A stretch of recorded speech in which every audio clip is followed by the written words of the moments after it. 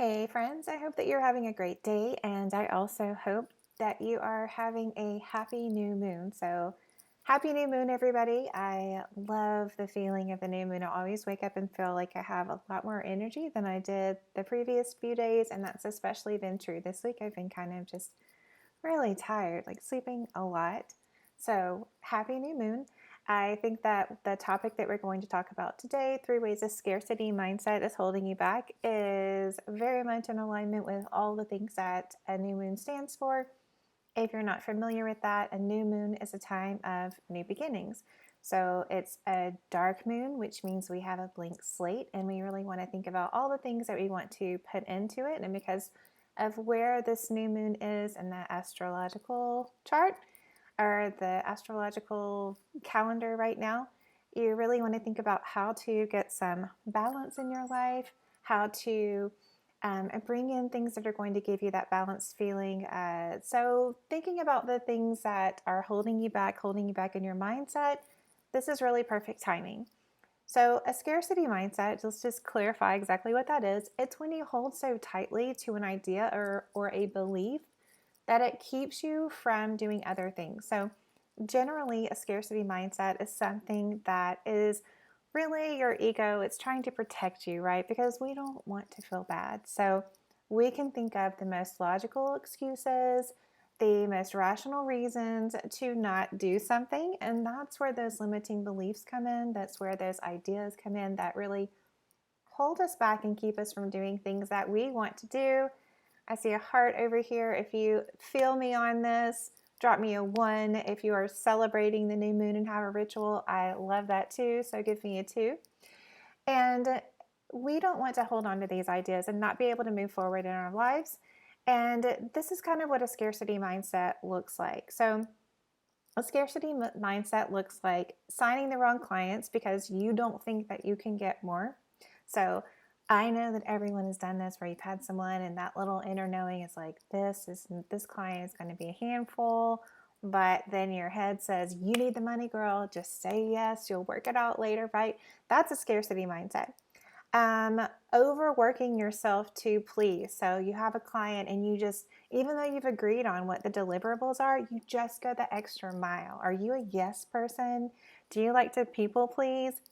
That's a scarcity mindset, because the fear is, what if this client doesn't come back to me? Oh my God, what if they write me a bad testimonial? Or the fear can be that you are actually afraid that you can't get them as a result, so you just overdo it. Um, Another one is not moving towards the work that you really want to do because it feels too risky. So, this is when let's say maybe you have a menu of offers, but you really only like 1 or 2 of them, but you're so afraid not to offer the other things. So, you offer people, everything in a handbasket because you're afraid that if you don't serve everybody, then you're not going to be able to serve anybody, which is actually not true.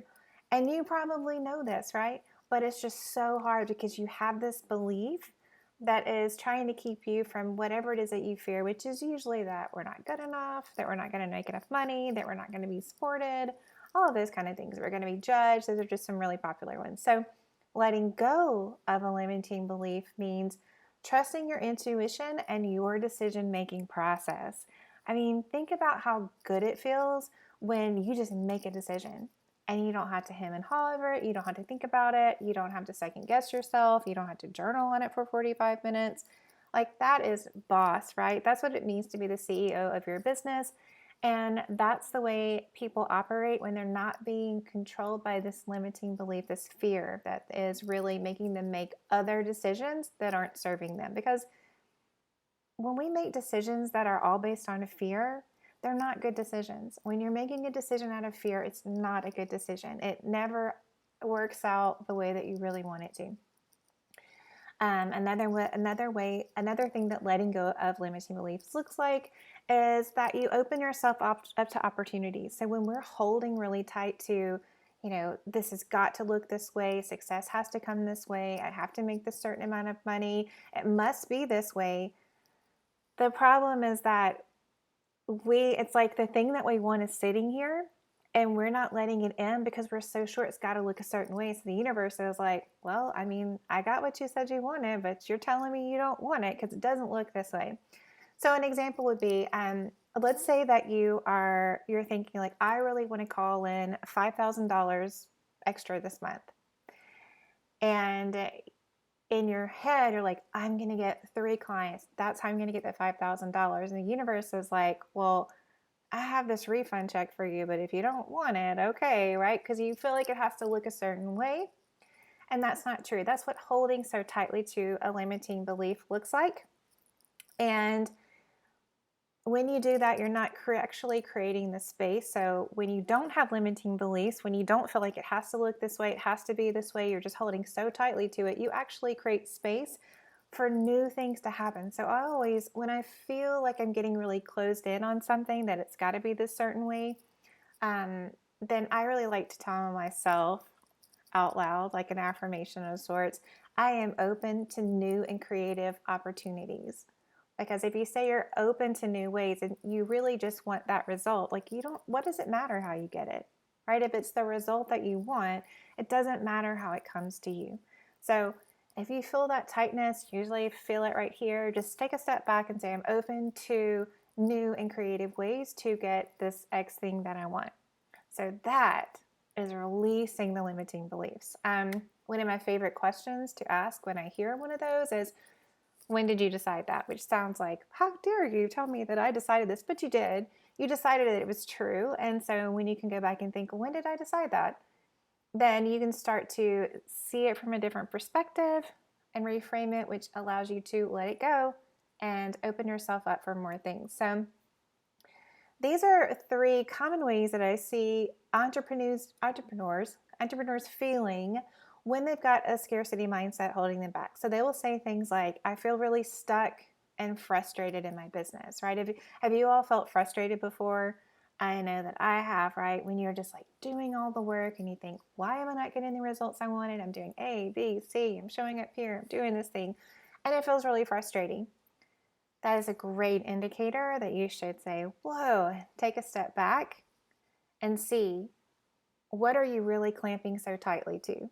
Because it's the resistance, right? It's not the actual thing, it's the resistance to the thing. So if you can give it a little bit of space, you can look at it from a different perspective, and it will give you a lot of information about what you can do differently to get the results that you want.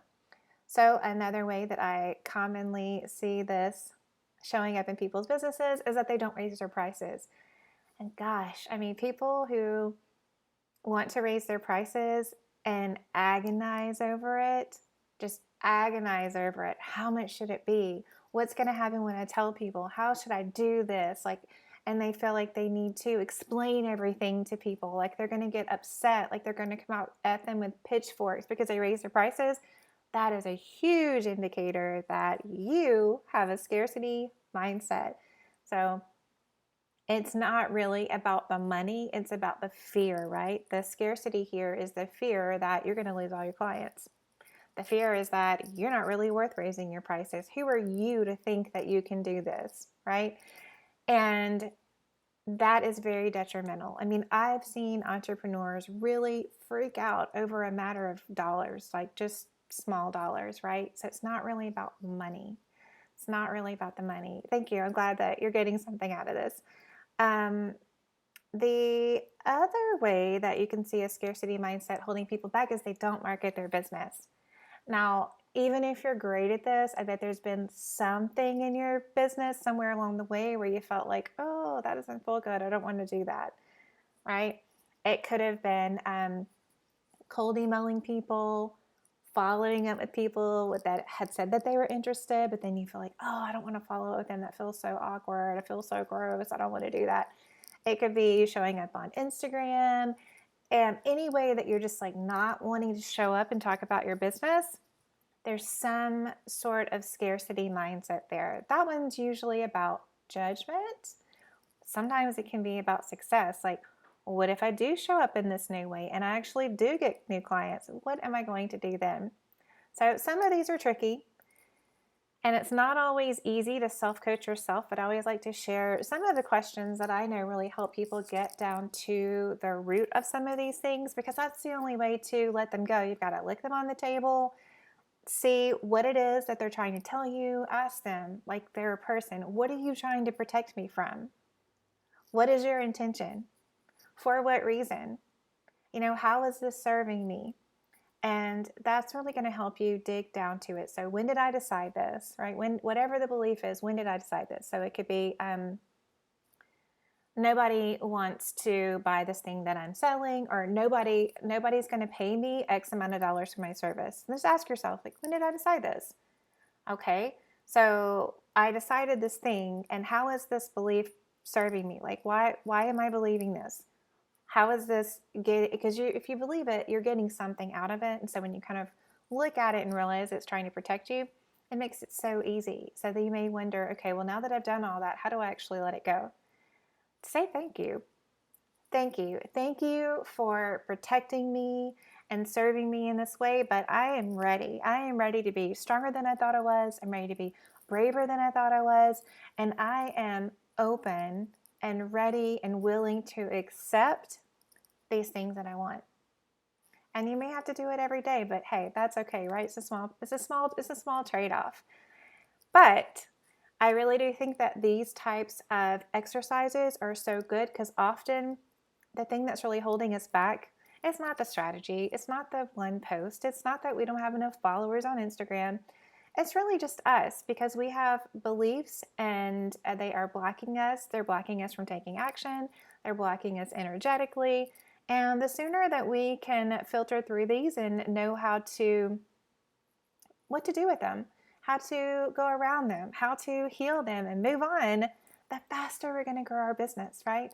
And that's why I have decided to host a challenge. It's going to be the second week of November. It's just 5 days with these 5 easy steps where we are going to up-level our mindset so that we can up-level our business. And what we're really talking about is how to do some things like this, where we are cleaning house and then replacing that space with, I thought my internet stopped for a second, but we're going to clean house. We're going to replace that space with some positive things so that we can open up our container. We've got to open up our mindset, which is our container for all the things that we want to come in. Because what is more frustrating than having the universe just sitting there holding all the things that you said you wanted, and you are the one that's not just opening your arms? So that is what this challenge is going to be like. You don't have to do a single thing, but just be in this group. I just want to talk about it this month so that everybody will have a chance to hear about it. But we're going to start that the second week in November. And let me know in the comments, do any of these resonate with you? And is there something on this new moon that you think that you could do differently to call in more of those things you want? Like maybe there's just this one thing that you could let go of to create a little bit of space, right? Just a little bit of space to let some of those wonderful things that are waiting for you come in.